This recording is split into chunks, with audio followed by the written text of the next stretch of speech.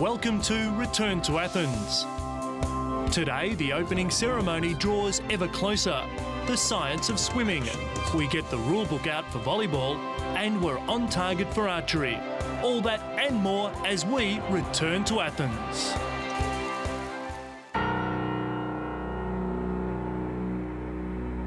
It was a simple rock, but it was really the birthplace of public discourse and democracy.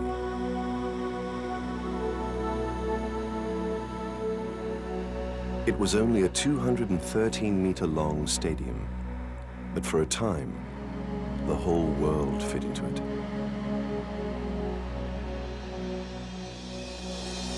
It was just an olive branch given to the Olympic champions, but all the gold in the world could not buy it.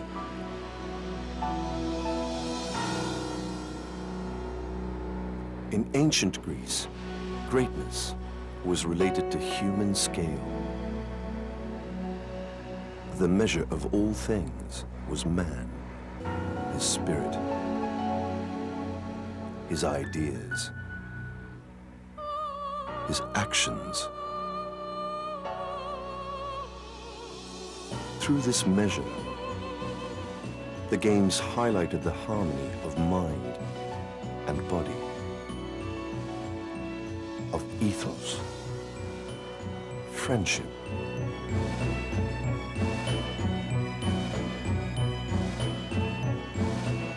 and participation.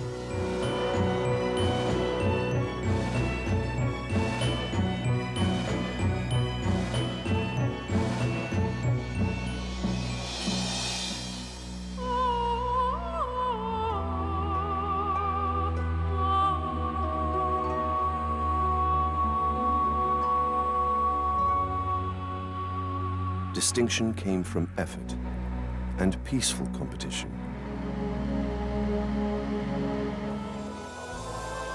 It was these universal values that led to the revival of the Olympic Games in 1896 and united the people of the world in a global celebration for the years to follow.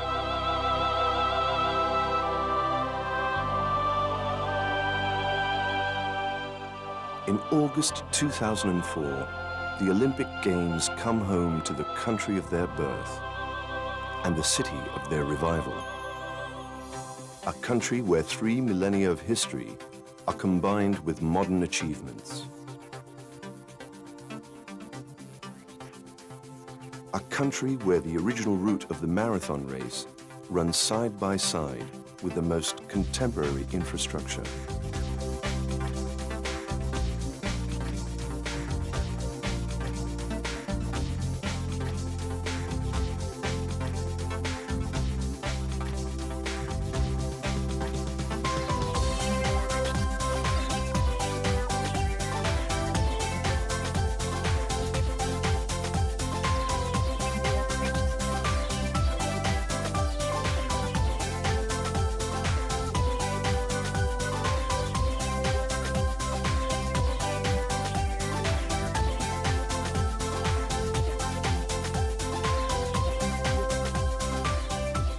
A city that lives in the shadow of the Acropolis, but has its eyes set on the future. In Greece, the human element remains at the center of progress. Life is fast-paced, but people know how to enjoy each and every moment.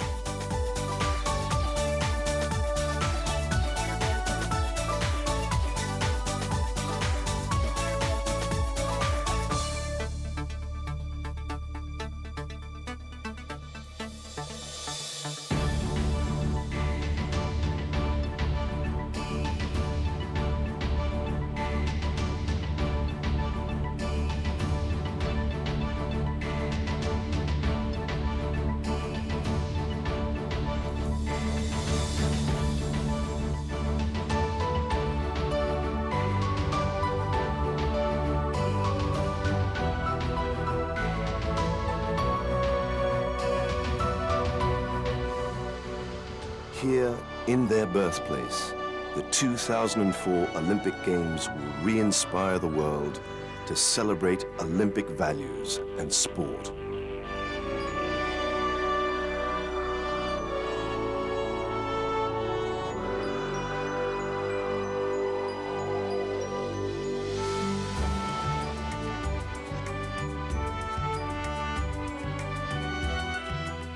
Join us in Greece for the greatest celebration of humanity and the homecoming of the Olympic Games.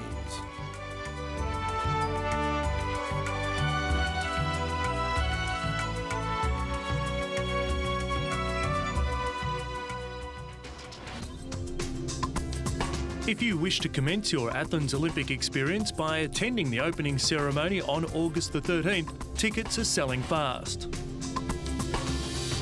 The planned extravaganza is under tight wraps. However, with the Games coming home to their birthplace, we're positive the night will be a once-in-a-lifetime experience.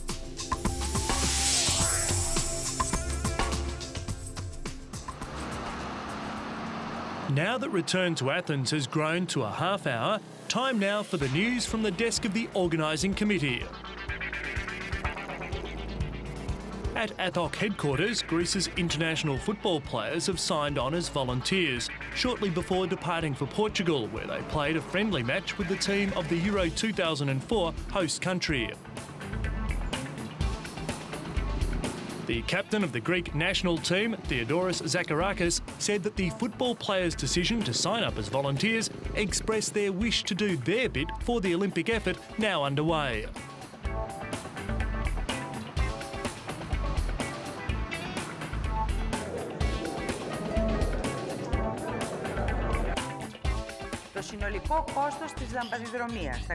Next item of news, the hosting of an exceptional Games depends not only on the timely completion of ongoing construction work, but also on preparing the city to receive hundreds of thousands of spectators.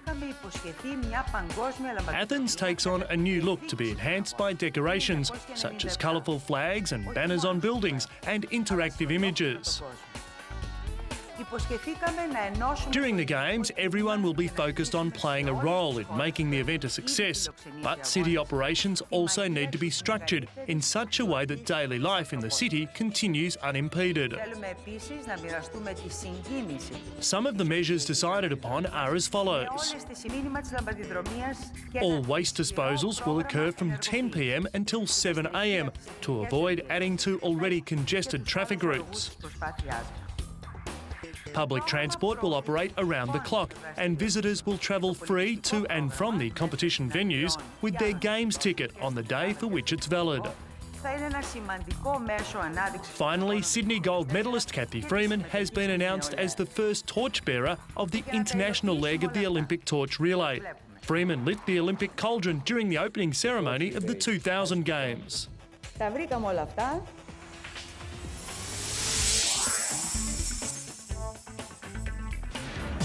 When Ian Thorpe sets foot on the blocks, it won't just be the hopes of Australia resting on his shoulders. He'll be carrying with him the expectations of one company in their quest to design the ultimate swimsuit.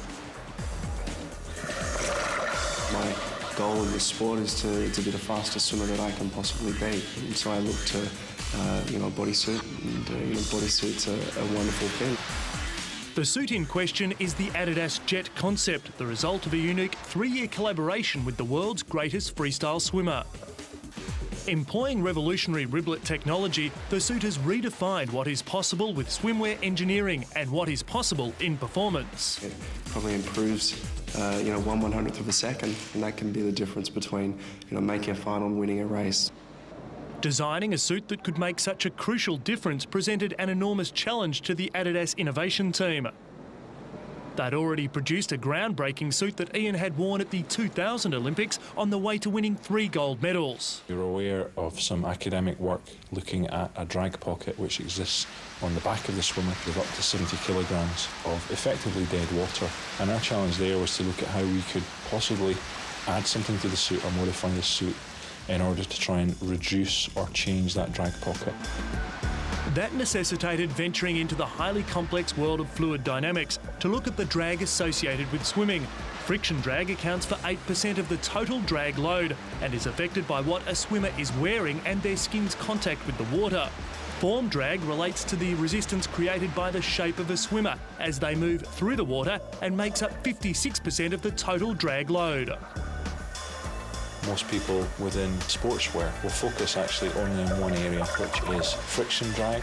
However, for us, friction drag is almost a little bit of a dead end because you can only influence a very small proportion of the total drag of the swimmer. For that reason, we decided to try and look at the influence we could make on form drag. The idea of using riblets in a device to modify flow in the back of the swimmer was one of a number of ideas that we explored. The American company 3M had developed a riblet tape, which was applied to commercial aircraft to actually reduce fuel consumption. And we'd seen riblets used in high-performance yacht racing. From that, we moved this forward to swimming through a riblet device. Silicone proved an easy material of choice for the riblets because of its flexibility and strength. Moulding it into the right shape proved more difficult. We applied silicone from a computer-controlled nozzle. This, however, would not allow us to execute a small enough riblet, nor allow us to execute the perfect shape. So we then screen-printed silicone onto the suit. However, that would not allow us to have the stretchability that we needed. So finally, we identified a technology called flow moulding, and this involves injecting the silicone material through the mould onto the fabric. This produced a perfectly sized riblet flexible enough to cope with the immense demands placed on it in a competitive environment. It takes a long time to get on. It's taking about 20 minutes to get on, yet the benefits outweigh, I guess, that little bit of exertion before competition. The amazing thing about Ian's suit is the second skin fit. If I was to show one to most people, they would think it was a small or even a children's size. The innovation team started the early part of 2002 by testing the prototype jet concept suit under laboratory conditions to determine the theoretical effectiveness and positioning of the riblets. Putting an elite swimmer like Ian Thorpe in a wind tunnel can tell us a lot, but we need to know much, much more. And we can only learn more by putting Ian in a swimming pool and analysing his stroke and his swim very, very precisely. As part of the testing, the suit was taken to Finland to be trialled on elite swimmers by Ryan Hyland, Professor of Kinesiology at the University of Cardiff. Internationally renowned for his work with world-class athletes, he's devised a unique video monitoring system that can be used to analyse and improve swimming style and technique. Rain's video analysis allows us to look at the effectiveness of this product on real swimmers in a real environment. We're actually able to look at water flow over the swimmer's body, thereby allowing rapid visual comparison of the effects of different costumes. So once we'd done initial testing in Finland, we had the opportunity to test with Ian Thorpe.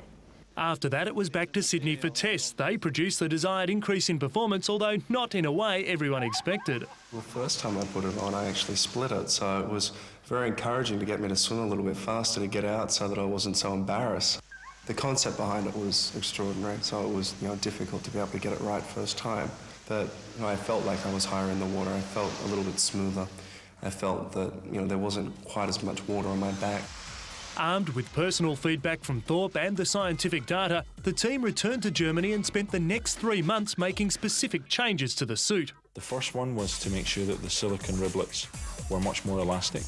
We have also repositioned the riblets based on Ian's feedback and Ian's physique to make sure that they're in the optimal position. When I think of all the challenges we've faced, the obstacles we've dealt with and the problems we've solved, it's very, very clear to our whole team that without Ian, we could not have reached the level we have with this suit.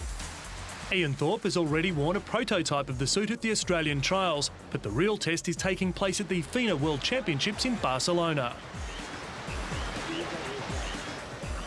Expect me to swim well, expect me to swim fast, I hope. But just everyone remember whatever they think I can do, I'd like to think I can do a little bit more.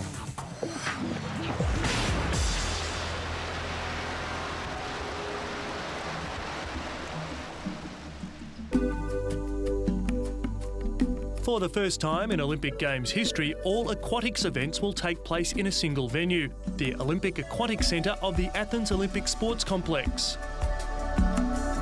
Aquatics spans all 16 days of the Games. Swimming commences the aquatics program held over the first 8 days.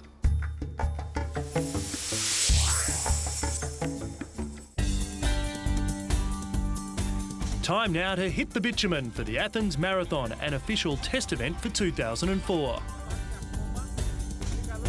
The 21st staging of the race, contested along the ancient route from which the event took its name, offered organisers a chance to test security, timing systems and press facilities. Although more than 3,000 runners took part in the marathon, the Olympic event will be contested by only 100 athletes in both the men's and women's categories.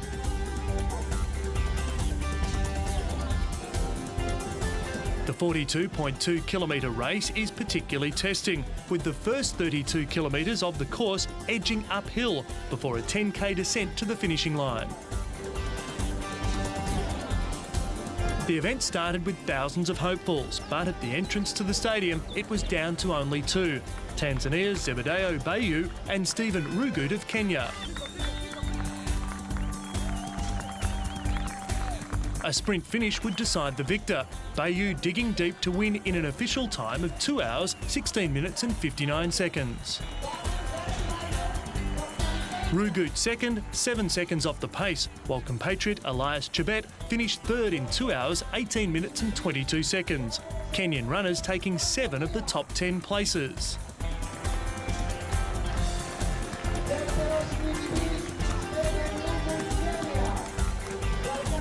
Nadia Weinberg took victory in the women's race, while Greece's Georgia Abatsidou gave the hometown crowd something to cheer about, finishing second. The race traces the legendary route taken in 490 BC by Phidippides, who ran from the ancient town of Marathon to Athens and announced Greece's victory over Persian invaders.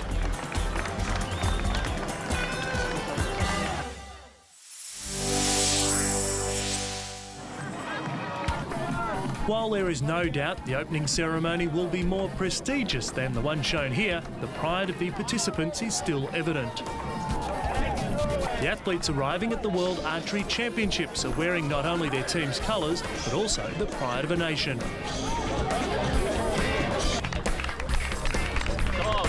The aim of archery is simple: shoot the arrow as close to the middle of a target circle as possible. Competitors shoot standing, aiming for the target's central circle, a mere 12 centimetres in diameter.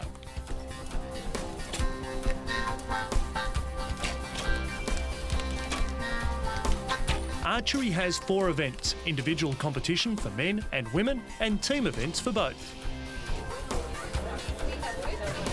Adding to the degree of difficulty, the targets are 70 metres away.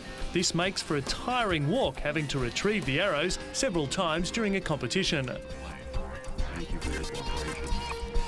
In Games terminology, the competition is known as an Olympic round, where 128 archers are chosen to compete, 64 men and 64 women.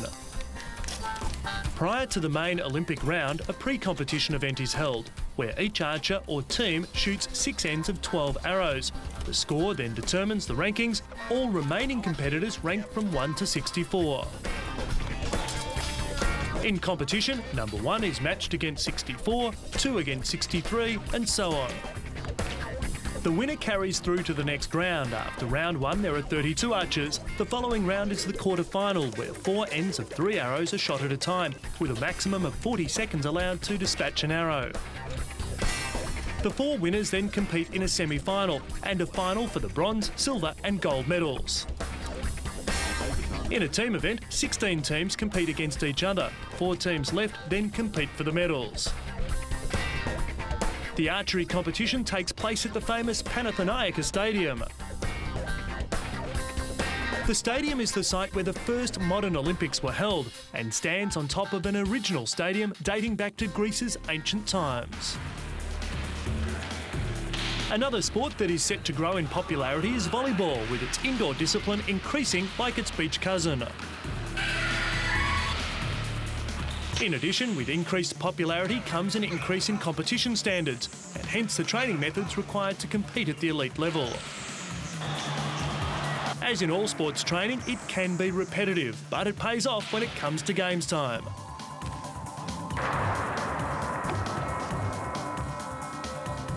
The game begins with a serve, where the ball is struck clear of the net and into the opponent's half of the court. Play continues until the ball hits the ground, either inside or outside the boundaries of the court. In Athens, indoor volleyball will be played at the Peace and Friendship Stadium in the Faliro Coastal Zone Olympic Complex. The stadium's seating capacity, 40,000. Like any Olympic sport, competition can be a mixture of highs and lows, as individuals, coaches and teammates all enthusiastically celebrate the often close-fought battles. Old or young, spectators turn up in their thousands to enjoy the game's atmosphere, whether they watch, dance, cheer, wave flags or make music of their own. Both men and women play indoor volleyball, with countries fiercely competing for limited competition spots. A volleyball court measures 18 metres long and is 9 metres wide, divided by a high net into 2 equal parts, similar to that of a tennis court. A volleyball is made of synthetic leather, encasing an inner tube of rubber, all made to take the rigours of smash after smash.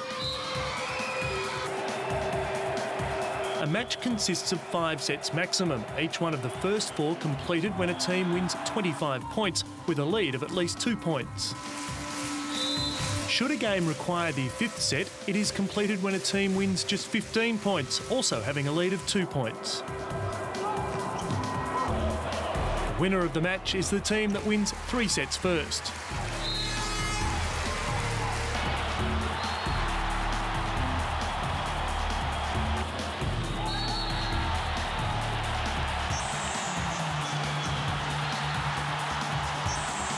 All sports have characteristic terms. The first one is the serve.